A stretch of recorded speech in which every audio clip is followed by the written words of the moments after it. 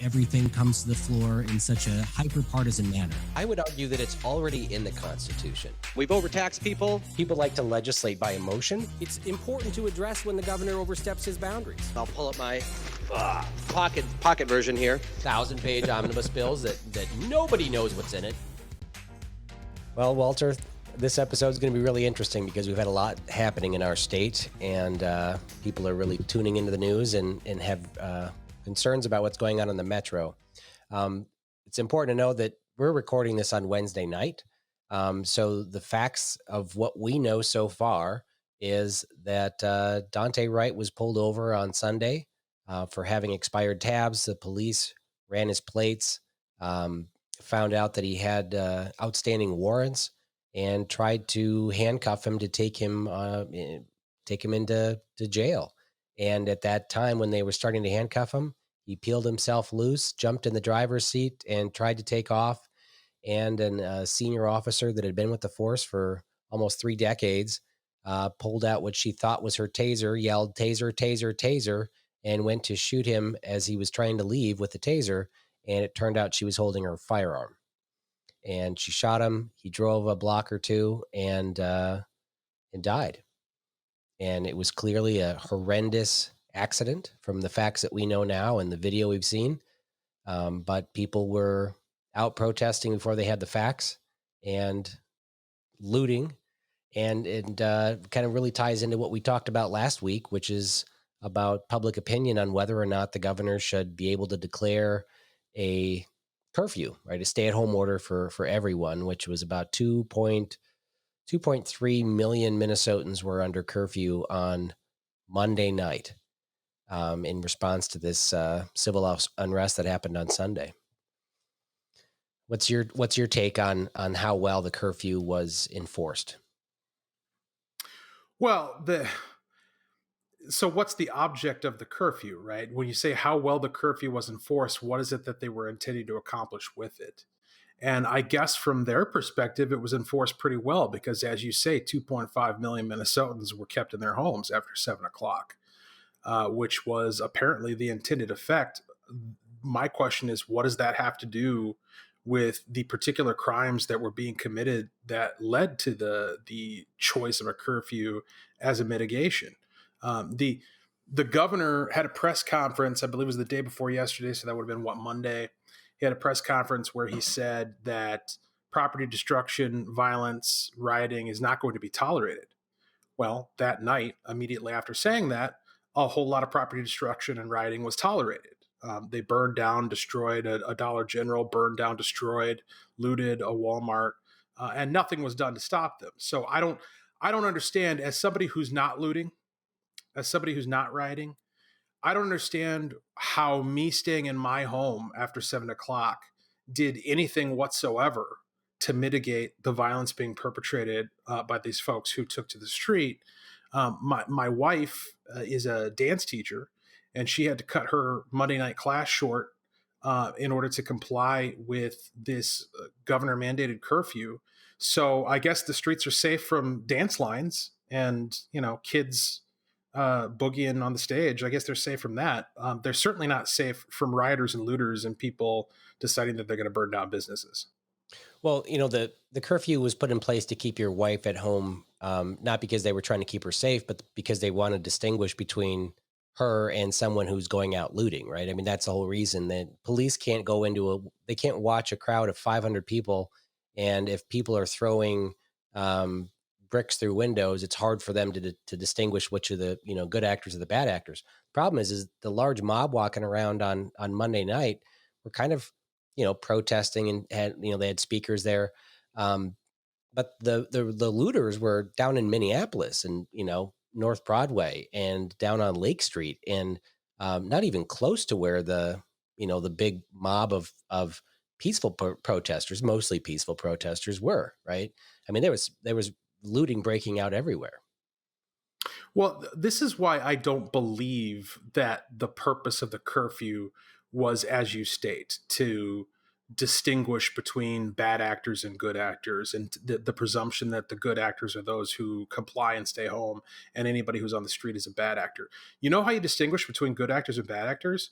The ones who are looting they're the bad actors. The ones who are engaged in arson, they're the bad actors. The ones who are causing property destruction and assault and occupying the street and blocking people from using the thoroughfares that they pay taxes in order to have access to, those are the bad actors. And it's really easy to distinguish them. You use your eyes, you identify them, and then you take action to stop them and arrest them or do whatever's appropriate. I don't believe that the curfew served a purpose of distinction at all. I believe that the curfew is a public policy manifestation of the equity stuff that you and I have talked about at length. It's a public policy manifestation of social justice. And the idea is we don't dare make these perpetrators responsible for their crimes. Indeed, the governor has engaged in excuse making for why they feel the way they feel and how they need to be given space in order to express themselves. They're not responsible for their own actions. You and I are. You know, those of us who, through our upholding of decency and traditional values, are labeled white supremacists by the most radical elements of the left who support Governor Walz and who Governor Walz listens to most of all, we are to blame. And so we must be punished. And that's the purpose of the curfew, is to punish you and I. It's just like with the lockdowns with the virus that shall not be named. You're not sick, but you're going to be quarantined. In this case, you're not rioting, but you're going to be curfewed. It's very important that we all pay the price, because if we single out particular people and objectively analyze their threat, then we're engaging in the very same system of white supremacy that critical race theory has told us is a horrible systemic problem. Well, I'm reading the executive order from Governor Walz. It was issued on the 12th. And it starts out by saying, on April 11th, Daunte Wright died after being shot by a police officer during a traffic stop in Brooklyn Center. Many Minnesotans met in Brooklyn Center to express their frustration in a peaceful and constructive manner. So this is the next day. This is after people, broke into the Foot Locker and, started stuff on fire and looted a bunch of buildings. This is the day after. He still says that people gather to express their frustrations in a peaceful and constructive manner. The language the governor uses, from the very first tweet at 10 p.m. on Sunday night after the looting had started, he has just chosen poor words. And people that are out there doing looting and rioting look at his words and say, he's not serious. He's not a threat to us. He's not going to crack down on us. He's not going to send the police out, the very people that were out there protesting. And he's not going to do that. And, for what we've seen, they're right. He did put a bunch of exemptions on here. Now, this was only 4 counties. It was Hennepin, Ramsey, Anoka, and Dakota. I call this the posse curfew, because it basically covers about 95 to 98% of all Minnesota people of color in those 4 counties out of our 79 counties. He put this order in effect, and then he has exemptions for people that had to get to work, emergency responders. Also, he did exempt religious gatherings, because it was, I think Monday night was the beginning of Ramadan. And so a lot of Muslims were going to, needed to get to prayer. So he exempted those. And then the next night, the city of Minneapolis put its own curfew in place, and they exempted, except in St. Paul, they exempted like 8 different community organizations, maybe some of which were out protesting. Right. They didn't say Black Lives Matter, but it was a whole list of really strange sounding community organizations and justice groups. So I thought that was really interesting to exempt those organizations. And, are their official ID cards. Oh, and I'm sorry, in both orders, the media were exempted so they could be out there filming those who show up. Well, and that goes to my point. Why would you exempt activist organizations? If your goal is well and truly to keep people safe and to distinguish between good actors and bad actors, why would you make exception for the very people who are sourcing the individuals engaged in this behavior? And again, it goes to the point that this is not about stopping the violence and stopping the looting and the arson and the rioting. This is about punishing you and me, putting us in our place, forcing us to sit and listen and watch as our communities are torn apart by bad actors. Yeah, the city of St. Paul calls them community patrol organizations, and they're called A Mother Love Center for Multicultural Mediation, Native American Community Development Institute, the Cochrane Neighborhood Organization, and then Touch Outreach, Change Equals Opportunity, or CEO, the Restoration Inc., and then the We Push for Peace in all media. I mean, just a strange list of organizations, but people probably printed up cards if they wanted to be exempted from that. All ideologically aligned. Surprise, surprise, right? So I've been told that it is racist and insurgent and inappropriate for Texans or Arizonans or anybody who lives close to the border to take it upon themselves to patrol the border and try to, quote unquote, assist the Border Patrol in apprehending illegal aliens, or at least spotting them and informing the authorities. I've been told that it's racist, an exercise in white supremacy for militias to organize and to go out on patrols, God forbid, in order to protect a neighborhood from what they deem to be bad actors. Recall the case of Trayvon Martin, George Zimmerman, who was out on patrol trying to protect his community, and of course was labeled as a white supremacist and a racist bad actor for having done so. So apparently it's perfectly okay to engage in vigilantism if you're on the left. But if you hold to right side values and traditional values, then you're an insurgent, you are a traitor, you are a white supremacist, you're an ist, you're a phobe. The double standard is clearer than it has ever been. So, my criticism of the governor right away was, of course, a lot of people were criticizing his tweet.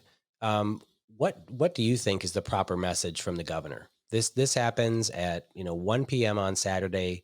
You catch wind of it, or I'm sorry, 1 p.m. on Sunday. You catch wind of it, a few hours later. Granted, there are thousands of people in Minneapolis, or at least hundreds from out of state, but a lot of people are there downtown Minneapolis every day because of the Chauvin trial, and they are ready to riot.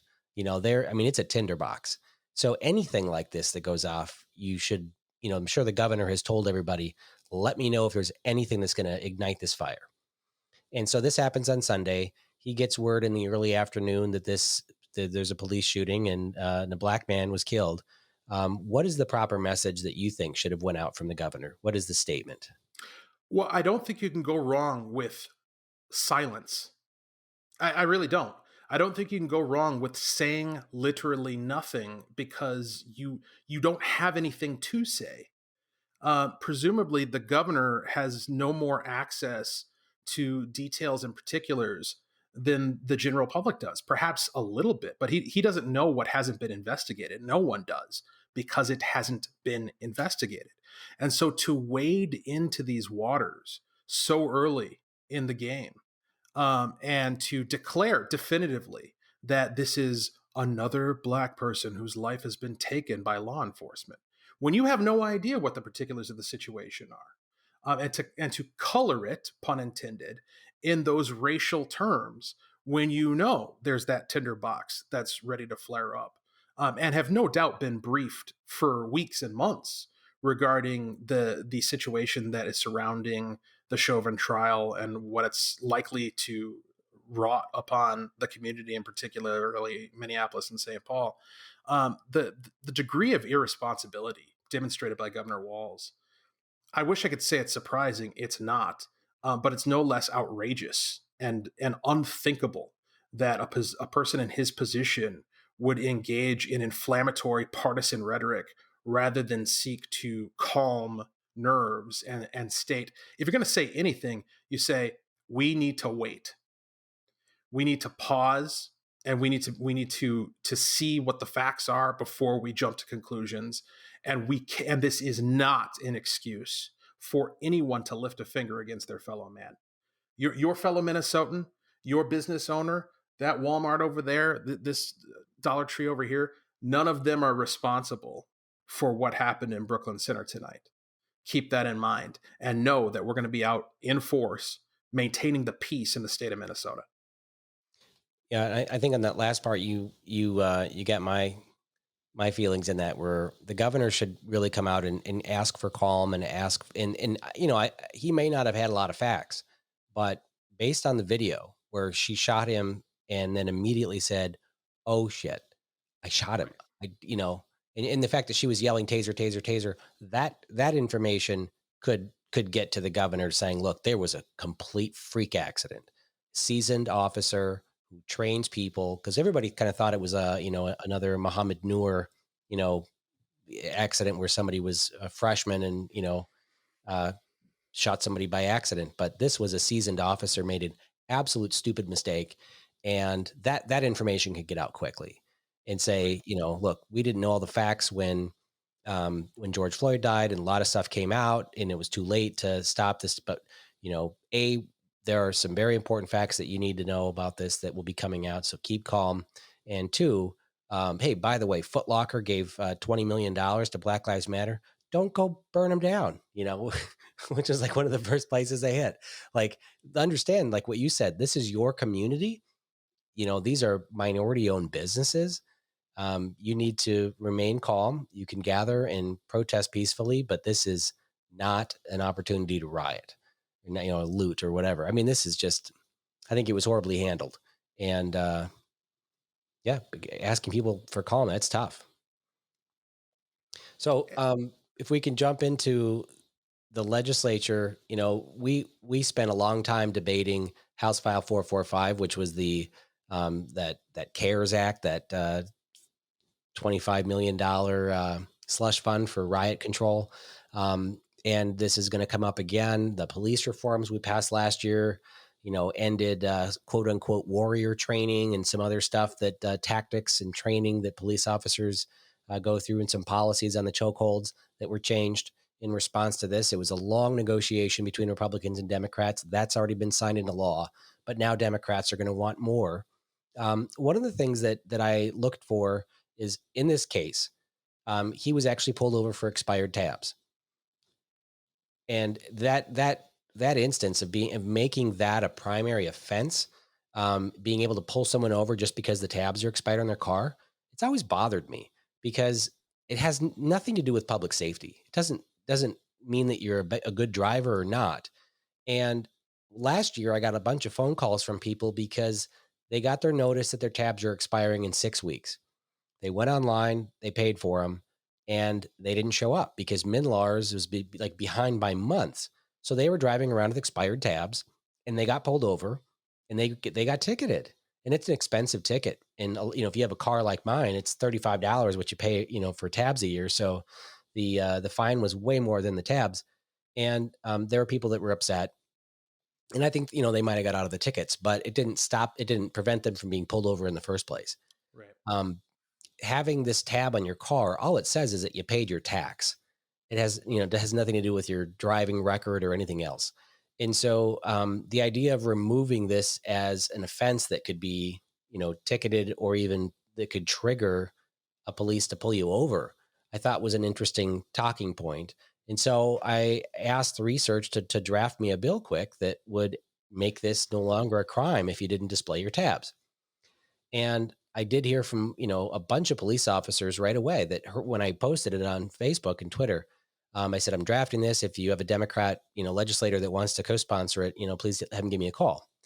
And a bunch of police officers reached out and said, I support it. It's a really a good idea. That people take advantage of pulling people over. It's just an easy way to pull someone over. I've had police officers tell me, I feel bad writing the ticket because it's an expensive ticket, and I assume they're going to get out of it if they just go get their tabs and show up to court, and the judge will probably throw it out. One seasoned officer who was a chief of police called me and said that he had a local a county judge who calls them chicken shit stops. That's his words. And he said it in court that I won't, I don't want to prosecute people for chicken shit stops like this.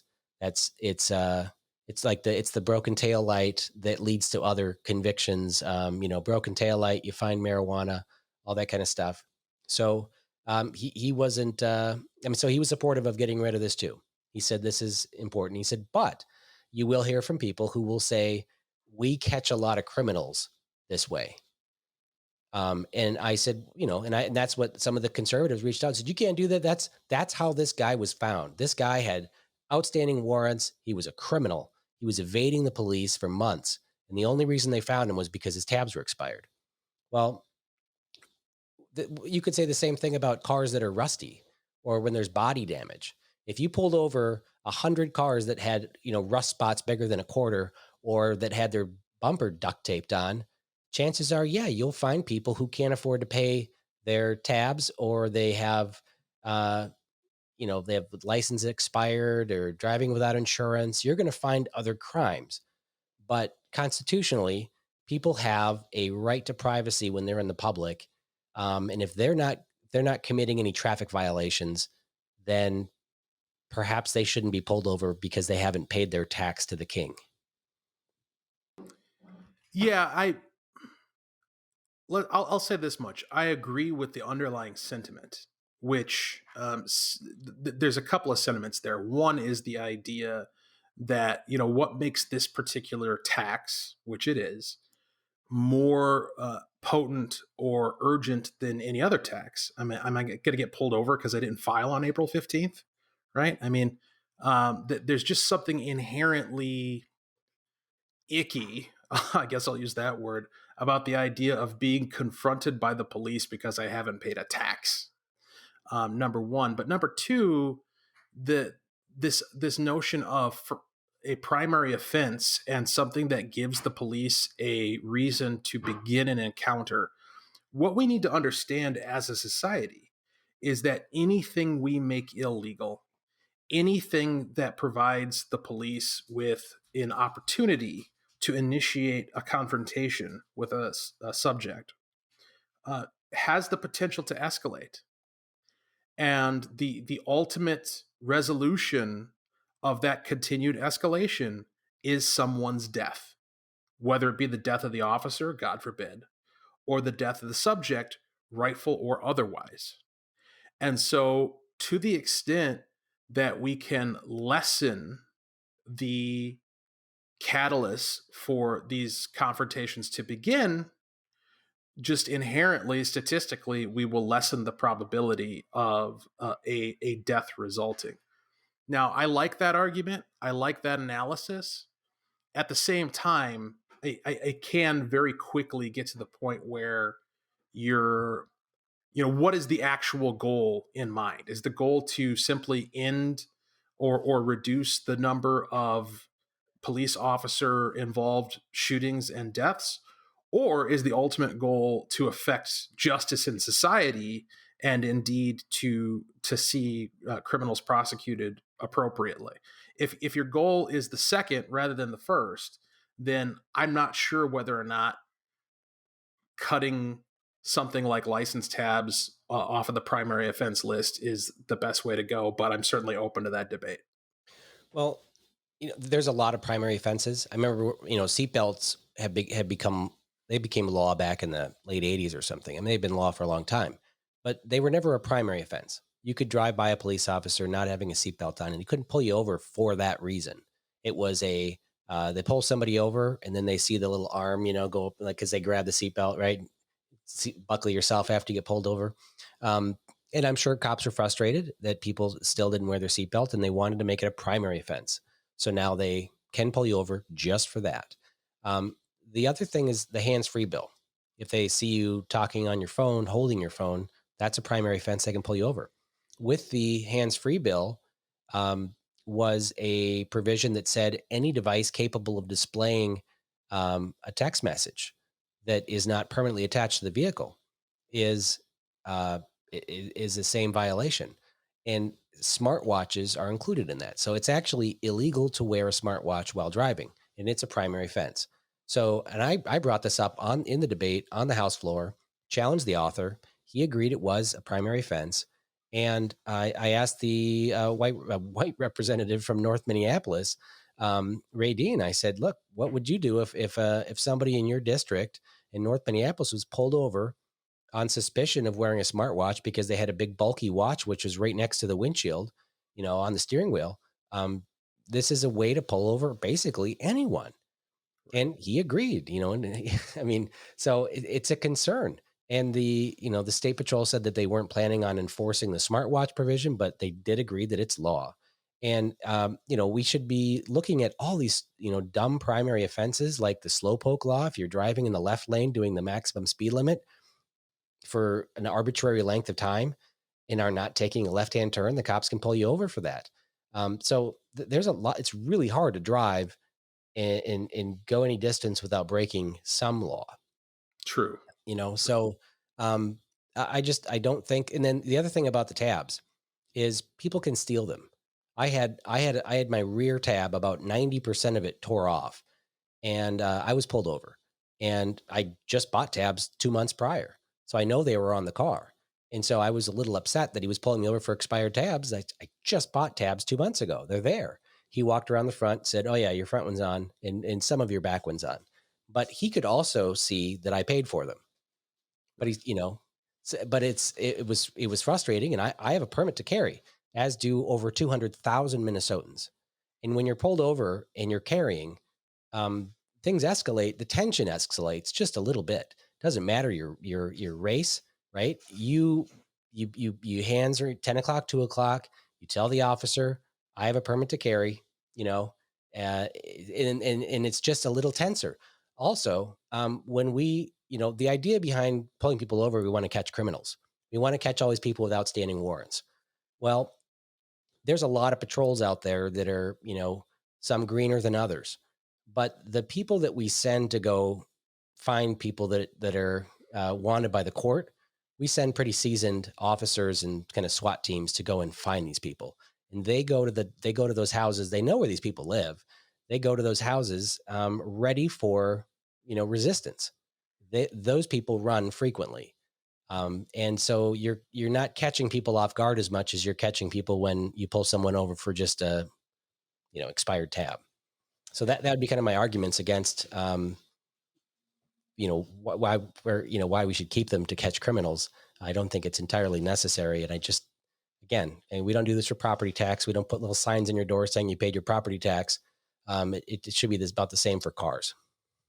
Yeah, no, I totally agree with that. I mean, there's no doubt that tabs and registration is just a money milking machine for the state. That it's a revenue generator. You really can't make much of a public safety argument for why it needs to be done in the way that we currently do it, other than what the argument that some people are offering, which is it's a pretense to be able to pull somebody over to look for something else.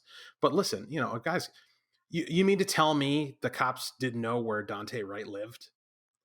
I've never understood this somebody had an outstanding warrant.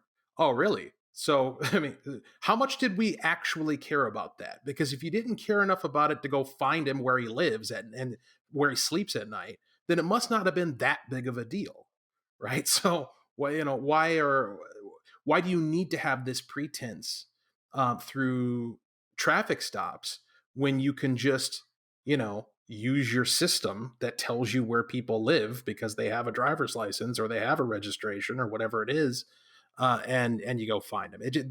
And maybe there's an answer to that I'm not privy to. I'm not a law enforcement expert by any stretch of the imagination, but it just instinctively, it doesn't seem right. Yeah, and I would agree. And, some of the other opposition that I've received in this bill was, somebody said, "I hope you pass your bill because then I'll never have to pay my tabs again," And I said, no, I mean, if you don't pay your tabs, first of all, the DMV sends you a letter saying that your tabs are going to expire. They can send you another letter if you didn't renew them and saying, "Hey, here's your, you owe $100. You got a $20 late fee every month. You don't pay them." And you also would be prohibited from selling your car. You can't transfer title when there's taxes still due on it. So they're going to catch you eventually. And the DMV also has the ability to use the Department of Revenue. If you get a tax rebate or a refund, the first money goes to the DMV. And, if you want to go to renew your license in 5 years or whatever, that could be an impediment to that as well. I mean, there are a number of things they could do if getting the money is really what they care about. But see, you got to think a couple levels deeper. It's not just the money from the tabs. It's the money from the citations, which, as you point out, are significantly more lucrative than the tabs themselves. I guarantee you some bean counter somewhere in the government knows that number. They know how much money they're getting from citations. There is an extent to which they don't want everybody to renew their tabs. They want to have violators because that translates to revenue. It's a pretty perverse incentive, but it exists, and we would be fools to ignore it. Yeah, you're right. And I have actually reached out to the several different groups to try to get that number because that is of concern. That's going to be the deep opposition you get. It's the same thing we see from civil asset forfeiture, which I also want to end. Taking away assets from someone that's actually not guilty of a crime. You think it would be easy to do, but a lot of police departments, they get, a half dozen cars a year that they get to confiscate because of DWIs and stuff. And there's some revenue there. They actually budget for it. So you need to come with this plan to get rid of the tabs. If we actually, if I got the thing through actually with making a, that sixth year that you have your car and your tab prices go down to $35, I said we should just have a single, maybe it's $100. I don't know what it turns out to be, but one fee that you pay, and then it's a permanent tab, kind of like small utility trailers that are under 3,500 pounds of gross vehicle weight. You just pay one fee and it's good for life and it's transferable, Right. Boom. So just do that. After the first 5 years, you pay a flat fee, you get a permanent tab, no need to worry about it again with these little $35 fees. But I'm sure that'll be a concern is how much money they're going to lose because people buy the permanent plate. And, Yeah, I mean, you can't mess with the king's gold because he's got to get it somehow. Yeah. Well, and I got people reaching out to me saying, we should do what Ventura did and just kind of flat fee per car, or just charge what the cars weigh. So if your car weighs so much, then they pay more money because they do more damage to the roads. There's a lot of new philosophies, and I'll probably reach out to other states and see what they do for tabs and kind of come up with a solution because I think we do need to reform them.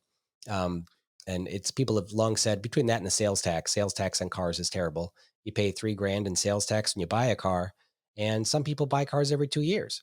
So they're, that same used car gets taxed and taxed and taxed again. That same vehicle over and over and over. It might be taxed 5-6 times in its life, or maybe just once. But why should the government get more money from a car that's exchanged hands multiple times? So back to the protests and riots that are going to likely happen here in the next week or two. And of course, after the Chauvin trial is over, there's a risk of riots again. What do we need to do as a society to limit further damage, or do we think that the rioters are just going to get rioted out?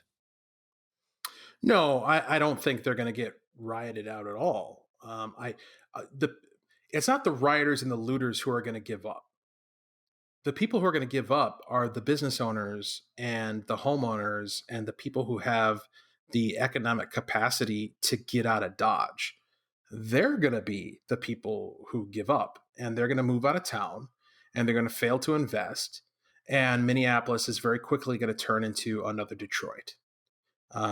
Detroit, hold our beer. We're going after it full force. Look, you and I may be of different sentiments regarding what the root of the problem is and how to fix it. I take a very unconventional approach for somebody who identifies as a libertarian. I think that these are not just independent actors. These are people who, we listed all those organizations that have been given exemptions through the state to the curfew. There are prominent, well-funded, non-governmental organizations that operate for the purpose of organizing agitation in our streets. And we know about it. It's not a secret. It's not a conspiracy. A conspiracy is a secret nobody knows about. This is out in the open. We know what these organizations are. We know who runs them. We know who funds them. And all of that, to my mind, should be targeted by legislation similar to the federal RICO statute. What you're dealing with here is organized crime. You're dealing with people who are organizing for the purpose of disrupting the peace and destroying property and engaging in criminal acts that deprive people of their God-given rights. That is wrong. It's as wrong as when the mafia was doing it. and they ought to suffer the consequences in the same way that organized crime families found themselves on the wrong end of that statute.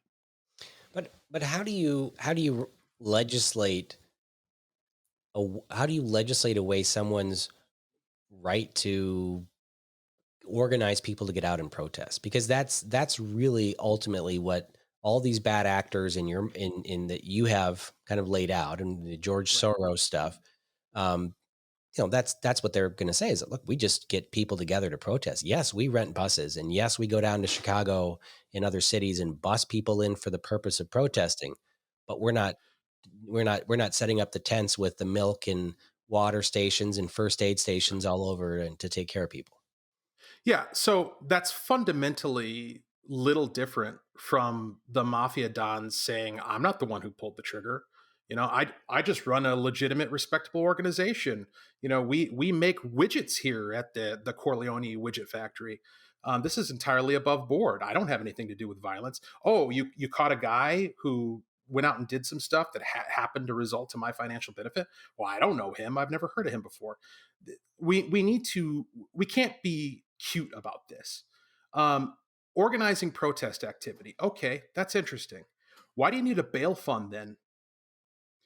Who needs to get bailed out of jail for protesting? Listen, I'll tell you what, if people are getting arrested for their speech, then I'm right there with you. I'm right there with you demanding that be put to a stop right now. But you're going to have a hard time finding me an example of a person who has been arrested for the content of what they said. What people are getting arrested for, or should be getting arrested for, is looting, arson, blocking traffic and thoroughfares, shutting down public transportation, things which have nothing whatsoever to do with political expression and are criminal activities that are against laws that are on the books. Now, do we mean what we say when we write those laws or not? Are those laws or not? Are we just playing around? Or do we actually intend for those laws to be upheld? If the answer is the latter, if we actually intend for the peace to be kept, then we need to stop allowing this cutesy mafia style excuse making of, oh, I'm shocked that there's gambling going on here by these organizations that know full well what the consequences and end goal of their organization is. Well, you brought up a piece of legislation that we'll likely be debating this year, and that's whether or not there's a Republican bill that says you can't anonymously bail out anyone. So we have these organizations, these funds that were set up to bail out individuals, and I don't believe there's a record of who paid the bail. So they want to basically track, did Walter Hudson bail out this person?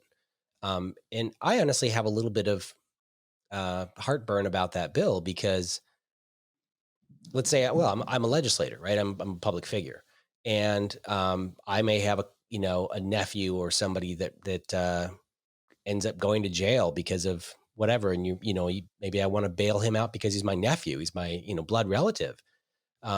If he gets out and does something bad, the media is, well, who bailed him out last time he beat up his friend? Oh, Representative Jerry Munson did. So now that's on me. And maybe that's rightfully should be. If I'm going to take somebody out of jail 6 months later, a year later, I want to make sure that person gets out. I should have an incentive to get that person, back on the right path.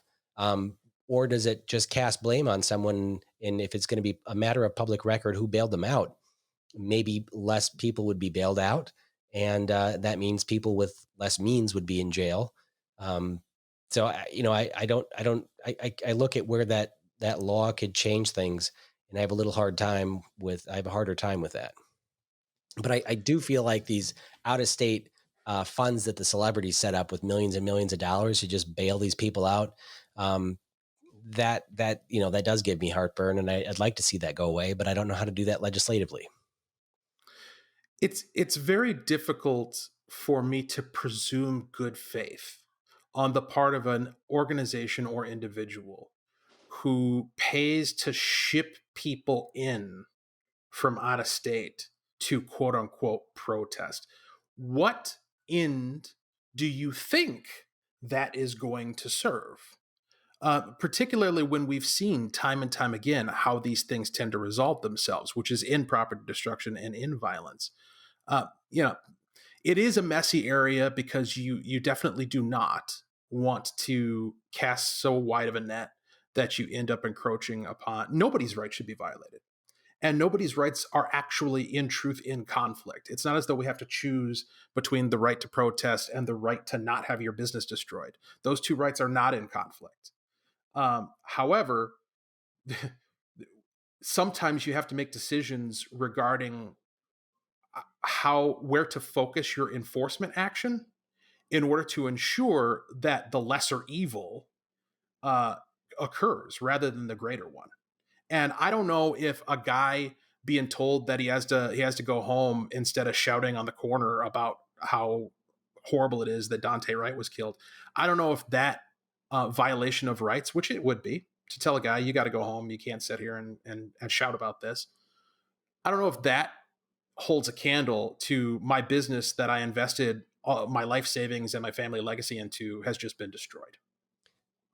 And I think that you've really highlighted an important fact. I mean, these restaurants and businesses, they've been shuttered for most of a year, right? And this is finally this summer where they get to open up and hopefully recapture some lost revenue, pay back some bills, give their employees some stable employment for once. And their windows are getting smashed again. I was looking at the Walmart down in Lakeville, and it was all boarded up. And I thought to myself, first of all, it's far away from the riots, but man, the chance of plywood going down in cost is pretty low around here. The cost of plywood is triple or quadruple what it is, and now we're going to have thousands of businesses going out and buying plywood to board themselves up. It's a sad state of affairs for small businesses in Minnesota this summer because of the riots. And I would hate to own a restaurant downtown Minneapolis, and even the office buildings. I mean, everything else is so desolate, and they're just going to, you're right, turn Minneapolis into a Detroit or a St. Louis where there's just nothing but crime downtown. When I used to live downtown Minneapolis, it was a vibrant and fun community, and now it's just like going into a third world country. Yeah. Oh yeah. My early adulthood was spent in large part in downtown Minneapolis and uptown and Northeast, and great place to hang out back in the 90s. Right. I interned for KDWB. Those studios were down in Butler Square at the time, right across from Target Center. Great memories. Never felt like there was any sort of danger. Used to take my family, not but a few years ago, when Macy's was still open and they had Santaland every year. That was our family tradition. Every year we would go downtown, make a day of it, go to Macy's, have the kids see Santa and see some landmarks and walk through the Skyway and all this. You couldn't pay me to take my kids to Minneapolis today. There's no way. There's no way I would do it. Because I know for a fact that there is I can say this without any reservation and with total confidence. There is a larger chance of me being arrested for defending my family in Minneapolis than there is for a would-be perpetrator attacking my family to be stopped by the MPD. That's the status quo.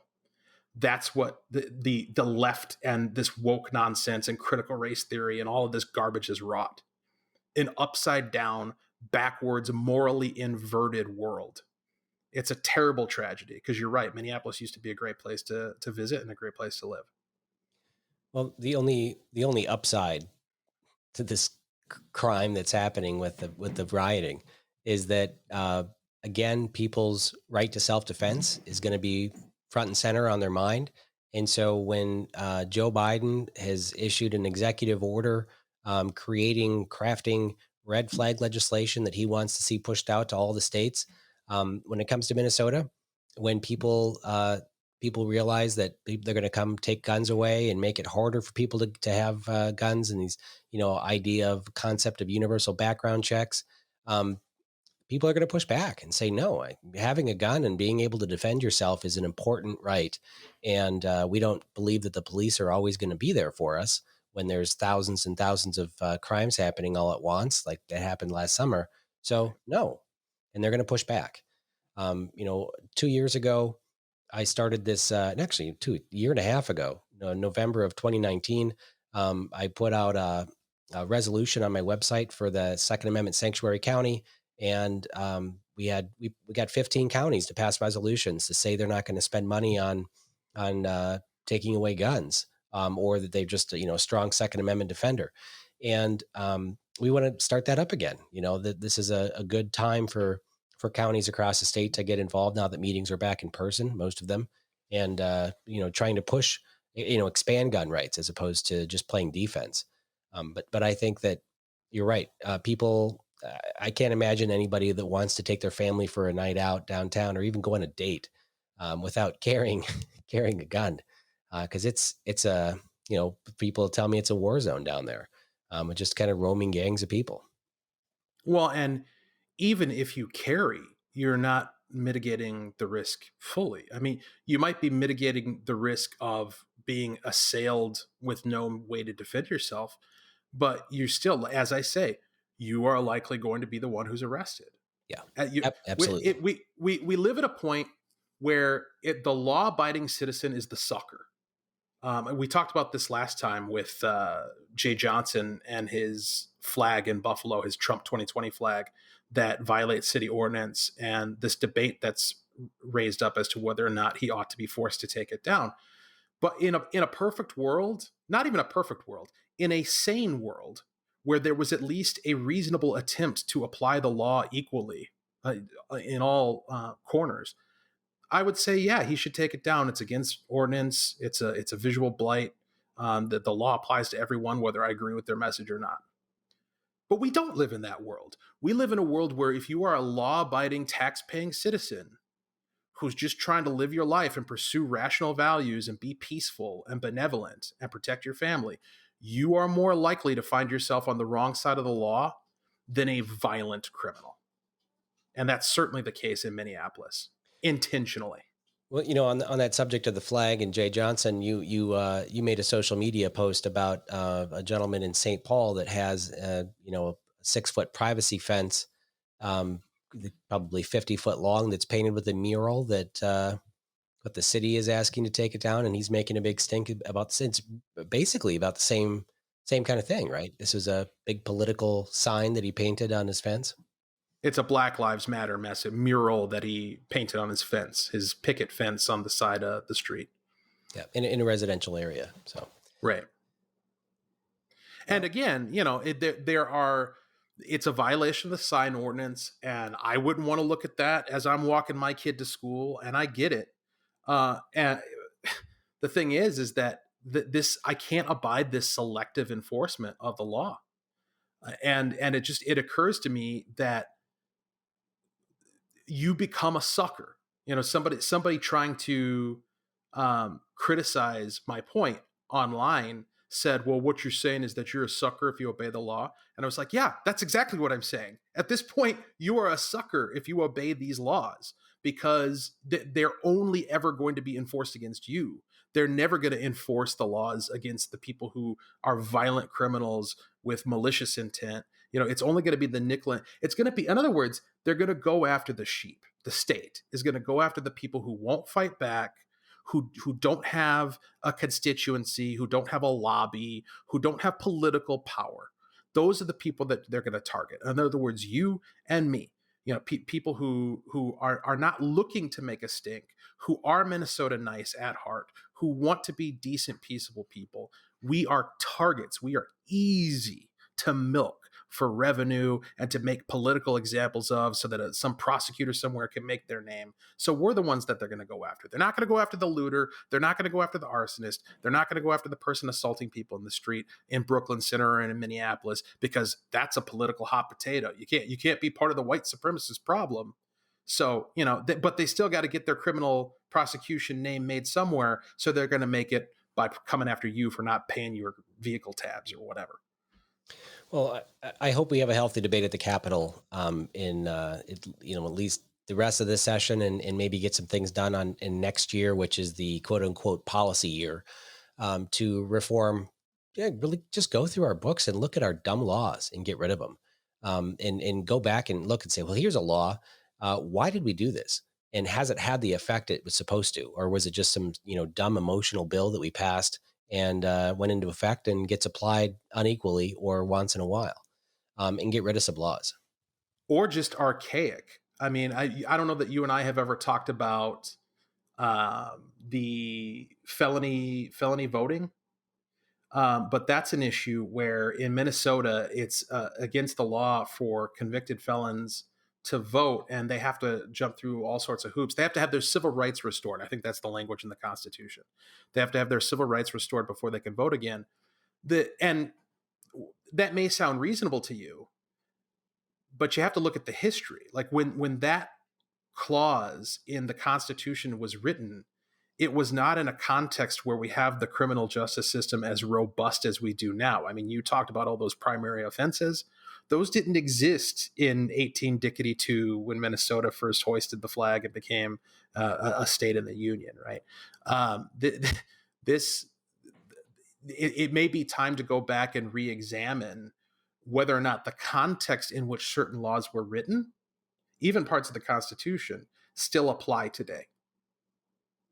Yeah, and that it includes looking at the legislative intent. Right.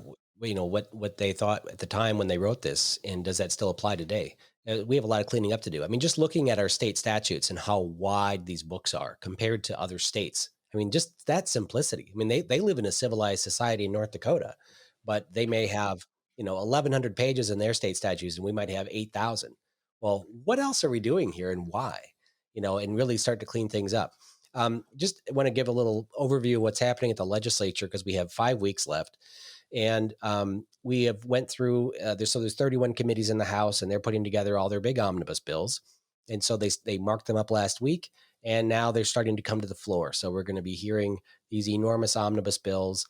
Democrats in charge of the House bring their bills forward. They're horrible. No Republican's going to vote for, well, most Republicans shouldn't vote for them. And Republicans will be offering a bunch of amendments, getting roll calls on them. So we have, stuff to campaign on against the Democrats. And that's kind of how it works out. But then the last 2 weeks of the session, the omnibus bills in the House and Senate both pass. They create these conference committees where there's 6 people on the conference committee, and they're going to try to come up with a compromise, rewriting a lot of legislation. And that's where certain little bills come out of the breast pockets of coats and slide into these omnibus bills, stuff that's never, ever been debated in committee, but just like lobbyist handouts as part of the overall negotiation. And it gets really ugly. And this is the time to really watch your legislators and watch what's happening, because this is when the really ugly stuff gets added to these bills. So I'll try to break some of these omnibus bills apart on a future episode. But Walter, I wanted to ask you a couple questions about the Republican convention that happened last weekend too. As we start our 2020 election for governor. And I shouldn't say we. I'm not running as your, Walter, for governor. As Republicans have our candidates start to come forward, especially at the end of session, there'll be several legislators that announce, I'm sure.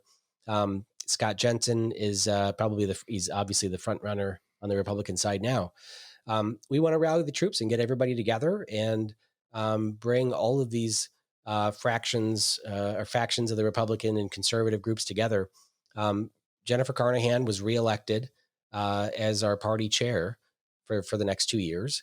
Ran against Mark Coran, and it was a pretty ugly campaign. Although I'll say you can't run against an incumbent without talking about why they're wrong, right? Right. That was the complaint. There was a complaint. He's saying bad things about me. Well, that's kind of how you campaign against an incumbent. But were you a delegate at the convention? I was not. I haven't been a state central delegate in quite some time, and I didn't follow it too closely. I will say, as somebody who is obviously familiar with the process but wasn't intimately involved in it this time around, I took the campaign from both of them with a huge grain of salt, because as long as I've been an activist, which at this point has been over 10 years, been involved in the Republican Party, convened caucuses, attended BPOU meetings and the like, the chair, whoever it's been, the chair of the state party has always been Lucifer. Always. It's always, oh, this guy or gal has no idea what they're doing. They're stupid. They're making dumb decisions. They're the reason we're losing, blah, blah, blah, blah, blah. And so it's kind of similar to when we talked to Twyla Brace and I asked her, what's a guy supposed to do if he wants to make a rational decision about the vaccines and how to approach COVID? And her answer was, well, you're kind of SOL, because it's all politicized and there's no real good information out there. So you kind of have to just make your best judgment based upon your own sense of what's right and what's wrong. It's a very similar with this situation where, without me actually, I could take somebody's word for it that the books are cooked, or the digital convention was rigged, or whatever the claim is against Carnahan. Unless I actually look at it myself and know for a fact that the claim is true, I have to categorize it the same way I've categorized every complaint against the party chair, whoever it's been, from time immemorial, because this is just a position. It's a natural scapegoat. You're standing there as a name that everybody knows, and you're a target for all the vitriol and all of the recrimination after election losses, which we've suffered as Republicans time and time again in this state.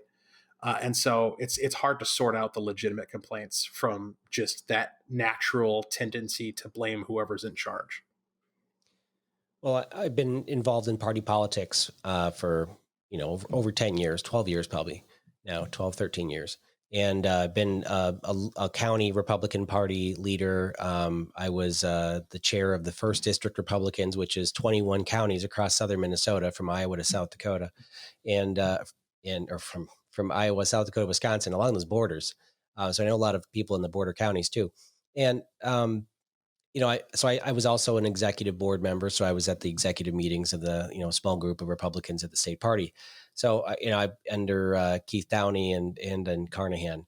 For me, I like a party chair who's not about themselves and doesn't send out gazillions of mailers with their picture on it. I always thought it would be good to send out pictures, fundraisers for the party, but send them out with the local legislators on the envelope so that people build name recognition. And I also realized, being on the executive board, how much money you spend on fundraising. Part of it is just name recognition and issues and keeping people engaged. Even if you don't raise a lot of money because you're spending a lot of money raising money, right. There's a little bit of benefit. But, there was a time where over 85% of the money that they were raising on the telemarketing, the people that call you, 85% of every dollar went to pay the telemarketers. Because people just weren't giving. And, it seems like a big waste of money. I don't like fundraising as a candidate, but I hate spending money as a campaign. And it just seems like that's a lot of money wasted. And I told, when people were interested in running for chair, I said, tell the delegates you're not going to take a salary, because, paying a chair $120,000 a year when it costs us, that's $300,000 we have to fundraise to pay that, or all the travel expenses, the 4 people from the state party that go to the national conventions, that's probably 30, 40 grand a year. That's another, at least multiply it times 2 or 3 to get all the fundraising costs, so that's a huge budget. And that's just to fund the party. That isn't giving a dime to candidates. And I think that the focus should be just trying to get the conservative base together and unite people instead of the division, because there's a lot of different groups in Minnesota that are pushing for conservative causes that just don't get along, and we need everybody to get on the same page in order to fight socialism together in a united front. Certainly I agree with that sentiment. I wonder to what extent it is practically possible. because, kind of similar to the problems we have in the broader culture right now, where it's easy to talk about unity and to put forth a vision of a kumbaya moment, but unless you first define what it is that we're unifying around, and you can clearly and persuasively articulate the call to action to further that goal, you're not going to see unity just because you evoked the word. And it should be easier, you would think, in an organization like the Republican Party. Of course, we have a goal we can unite around. We want to beat Democrats, right? Well, sort of. I mean, what you and I talk week after week about all the ways in which Republicans are kind of complicit in a lot of the things that the Democrats do, either directly or through some degree of incompetence, or because they don't really share those same values that the activists do, or the same priorities, at least, that the activists do. And I think for a lot of people, friends of ours like Jake Duesenberg, who we've had on the program, would certainly make the case that just because somebody's got an R next to their name doesn't mean they're my political ally. And so I think the existence of I don't think the balkanization within the party is without cause. And so whoever or however you're going to unify the party, you're going to have to find a way to identify and address those causes. And I'm glad that's somebody else's job, because I don't think I can pull it off. Yeah, I certainly don't think that there's been any party chair that has made everybody happy. There's traditionally been an enormous amount of infighting between the chair and Kurt Dowd. That's just, since Downey, it was a terrible relationship. And I think who won on Saturday is just, there was so much infighting that I think for a donor, for large donors that give, $5 to $20,000, a year to the party, I think they're just going to go and give money to, Kurt Dowd or to Gazelka's, Senate. Just go to the candidates. And just because there were so many questions raised about fundraising problems at the party. And so the party, won't have it. Now, I've been a candidate. I've had 5 elections in 3 years because I've had primary challengers. And I received money from my local county, the BPOU, from the county Republican Party. I haven't received a dime, from the state party. And I think that's kind of where Republicans tend to be very broken into the local groups. And there's a bunch of outside groups that help us. On the Democrat side, just about every dime gets funneled up to the main central party. It's very much, organized that way. And of course, the unions, the teachers union and all these other unions give a ton of money to the party too. But that whole machine over there is what I think that some of the people in the Republican Party were trying to replicate. Like, how can we beat the Democrats? Well, let's do what they do. And really strong top-down directives. We're going to control everything. And it just blew up and backfired. I think we have to just allow people to work in these groups but make sure that they're all working together and sharing some sense of, hey, this is going to be some issues that are working really well. Let's message on this kind of thing, together. But we have to allow these small groups to work independently, and communicate with each other, but don't try to snuff them out. I think one of the worst things that I saw happen in the last year was that website called mnscammers.net or whatever. It was the state party in the Senate victory, or the Senate Republicans put it out, and it was a list of groups that they didn't like, that were mean to people, like the Minnesota Gun Rights, and then MAGA Soda, which really upset me because Michelle even started this group and had thousands of people in the state excited about Trump. Bring them into bring them into the fold and teach them how to organize and get out. And they were doing door knocking, and, they were trying to reelect Trump, and they called him a scammer, and they, tried to snuff him out and kick him out of the party. So we need to get along with everybody. I think that's the key to winning, and allowing, there should be less infighting, I guess. Yeah, well, I agree. Again, I just, the problem is that there's a I don't want to call it a facade, but there's a sense that we should have some sort of party unity that's just implicit in our identity as Republicans, when in point of fact, all politics is conflict, and it's always going to be. Whenever there's a contested election, even for something like delegate, or the person who puts forward or who chairs a caucus, right? There's always something at stake, and there's always somebody who stands to lose. And so, we have to recognize that conflict is always going to be part of the process. And so how do we, if you're looking at it from a statewide organizational level, the question becomes, how do you structure the conflict in such a way that it's productive, that it results at the end of the day with a slate of candidates who could win, that results at the end of the day with a platform that resonates with the populace, that creates constituencies rather than pushing them away. And I think, to your point, what we've seen in recent years is that process doesn't exist, and or it's not working. It's having the opposite effect. Because I can, in my circle, and a lot of people I know are people that I've met through the Republican Party and Republican politics, and to a person, there's varying degrees of cynicism regarding the future of the Republican Party, the future of conservatism in the state. And it's not because they're a bunch of negative Nancy's. It's because they're rational and they can make judgments based upon what they're seeing. And so, the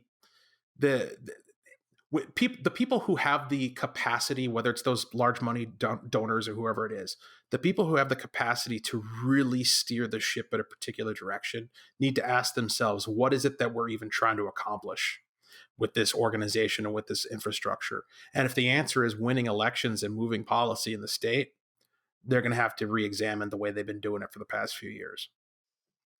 Yeah, certainly we have a major record to break, and that's just a major losing streak in statewide elections in Minnesota that we need to break, and we need to figure out a solution, because what we're doing is just not working. We need to change course, which is why I think a lot of people were upset that Carnahan didn't win, or that she didn't lose, I should say. We didn't change our chair, but I think that she has a good opportunity to rally the troops, and of course she's got to work out things with her board, because I think half the board endorsed her opponent, and that's always an awkward moment coming back in to have to deal with that. So they've got some healing to do, but they have to do it quickly and kind of get a new plan in place. So I wish her luck. And if I'm her, I would approach that with the highest possible degree of humility and solicit advice and feedback, and try to convey the sense that there's going to be change. Even though I was reelected, we're gonna take things in a different direction, because obviously there's more tension here than the organization can handle going forward. And I stayed out of the race. I didn't even run to be a delegate. Her husband's a friend of mine, so and he's my congressman. So I just stayed out of the race entirely. I didn't even run to be a delegate this year. I've got other things going on. So anyways, I hope we can get out and win. Well, I guess everybody listening is wasted an entire hour listening to us rant about the things that have happened in the last week. We didn't get to the education equity issues that we wanted to discuss this week because of the riots and the protests that happened. But we hope to have some guests on next week to talk about the equity programs in the schools, and kind of a deep dive on policy in Minnesota and what we can do to change that, because as a lot of kids are going to be suffering for having this lockdown and distance learning for an entire year, and many kids are going to be in summer school, which will be good and bad for families. We'll have these guys on next week, hopefully, and have a deep discussion. So thanks everybody for tuning in, and thanks Walter for hosting the show again.